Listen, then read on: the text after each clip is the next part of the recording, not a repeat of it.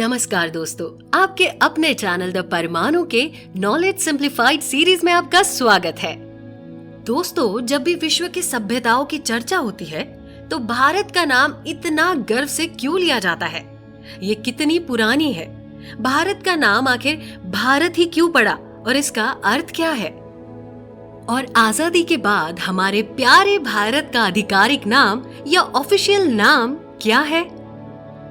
आज के इस इंटरेस्टिंग वीडियो में हम इन सारे विषयों पर गहराई से चर्चा करेंगे।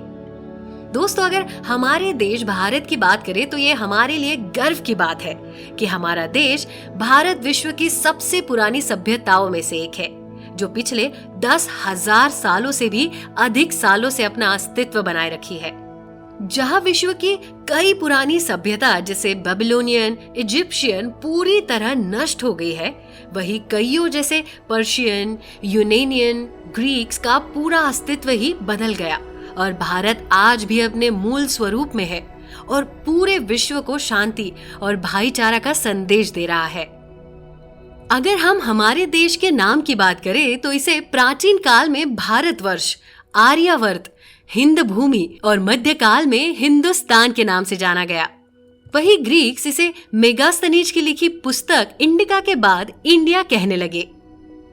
आपको ये बात भी शायद पता हो कि मशहूर Greek philosopher Herodotus, Heraclitus, Pythagoras और एरिस्टोटल कभी भी भारत नहीं आए, पर सबने अपने सारे कामों में भारत का कई बार उल्लेख किया है और काफी अच्छी बातें कही है। भारत की astronomy, philosophy and Ayurveda medicine 2500 सालों से पूरी दुनिया में फेमस है। शायद उन्हें ये जानकारी उन व्यापारियों से मिलती रही होगी जो भारत आया करते थे और वो जो भारत से उन देशों में जाया करते थे।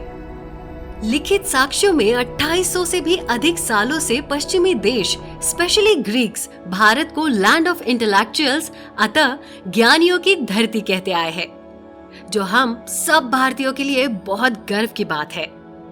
दोस्तों, अब हम हमारे दूसरे प्रश्न, भारत का नाम भारत क्यों पड़ा और इस नाम का क्या अर्थ है, ये जानेंगे।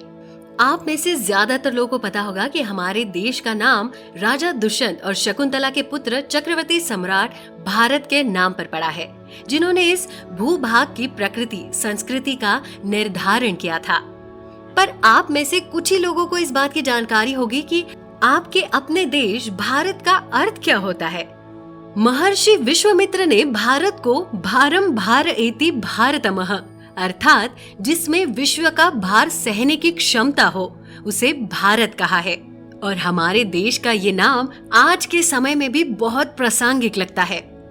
दोस्तों, अब हम हमारे अंतिम प्रश्न की तरफ बढ़ते हैं कि हमारे अपने देश भारत का ऑफिशियल नेम क्या है। तो ये है द रिपब्लिक ऑफ इंडिया, यानी भारत गणराज्य है।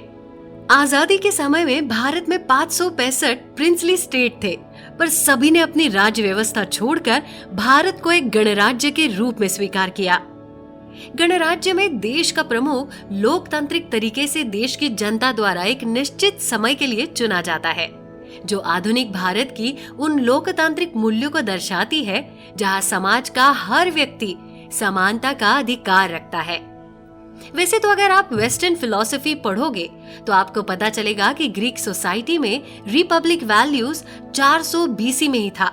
375 बीसी में विख्यात दार्शनिक प्लेटो ने अपनी पुस्तक रिपब्लिक में उन डेमोक्रेटिक वैल्यूज का वर्णन भी किया है और पूरा पश्चिमी देश इसे ही मानता है। पर ये आश्चर्य और गर्व की बात है कि हमारे देश में ये व्यवस्था 6th सेंचुरी बीसी में ही विद्यमान थी। लिच्छवी वंश भारत की पहली गणराज्य मानी जाती है। तो हम कह सकते हैं कि भारत में लोकतांत्रिक मूल्य प्राचीन काल से ही विद्यमान थे, जिसे आधुनिक भारत के नीति निर्माताओं ने बस आधुनिक काल के रूपरेखा में सुसज्जित किया है। दोस्तों, उम्मीद है आपको हमारी इस वीडियो से कुछ नया जानने को मिला होगा। अगर वीडियो पसंद आया हो तो इसे लाइक कीजिए, अपने दोस्तों के साथ शेयर भी कीजिएगा। आपको और क्या जानना है इस टॉपिक या किसी और टॉपिक के बारे में हमें कमेंट करके जरूर बताइएगा। और हमें सपोर्ट करने के लिए चैनल को सब्सक्राइब कर बेल आइकन को दबाना ना भूले, ताकि हमारे नए अपडेट्स आपको मिलते रहे। दोस्तों, तब तक अपना ध्यान जरूर रखिएगा। धन्यवाद। जय हिंद।